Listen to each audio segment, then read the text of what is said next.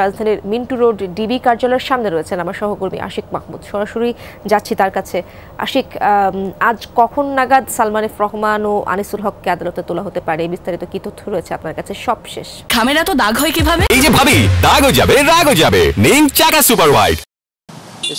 সাবেক আইনমন্ত্রী এবং সাবেক প্রধানমন্ত্রী শেখ হাসিনার শিল্প ও বিনিয়োগ বিষয়ক উপদেষ্টা সালমান এফ রহমান দুজনকেই গতকাল সন্ধ্যায় গ্রেপ্তার করা হয়েছে এমনটি আমরা জেনেছি। এবং এই মুহূর্তে তাদেরকে আমরা যে মিন্টু রোডে রয়েছে, মিন্টু রোডের যে ডিবি কার্যালয়, সেই ডিবি কার্যালয়ে রাখা হয়েছে।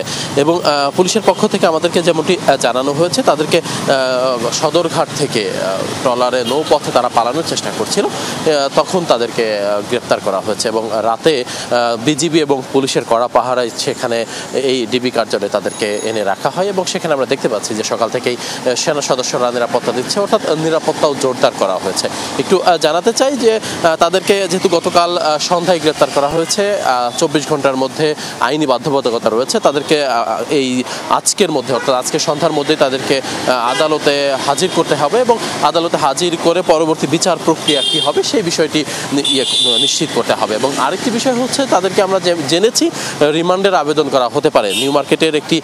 নিউ মার্কেট থানায় যে হত্যা মামলাটি রয়েছে, দুইজনের নিহতের যে ঘটনা আন্দোলনের সময়কার, সেই যেই দুইজনের নিহতের ঘটনায় যে হত্যা মামলা ছিল, সেই মামলায় তাদেরকে গ্রেপ্তার দেখানো হয়েছে এবং সেই মামলায় তাদেরকে কোর্টে প্রেরণ করা হবে। তবে আমরা ধারণা করছি দুপুরের পর এই প্রক্রিয়াটা হতে পারে, অর্থাৎ আইনি প্রক্রিয়া এবং সকল কাগজপত্র রেডি করে রিমান্ডের প্রেয়ার দিয়ে হয়তো দুপুরের পরে তাদেরকে আদালতে হাজির করা হতে পারে। এবং তারপরে রিমান্ডের যদি আবেদন করে পুলিশের পক্ষ থেকে, রিমান্ডের শুনানি হবে এবং আদালত তাদের রিমান্ড মঞ্জুর করেন কি না সেটি একটি বিষয়। তো সব মিলিয়ে আসলে আইনি প্রক্রিয়া এবং আইনি যে বিষয়গুলো রয়েছে সেগুলো আসলে কিছুক্ষণের মধ্যেই হয়তো আমরা আরও বিস্তারিত জানাতে পারবো, কারণ এই মুহূর্তে তারা ডিবি কার্যালয়ে রয়েছে। হয়তো দুপুরের পর আমরা ধারণা করছি তাদেরকে হয়তো কোর্টে হাজির করা হতে পারে।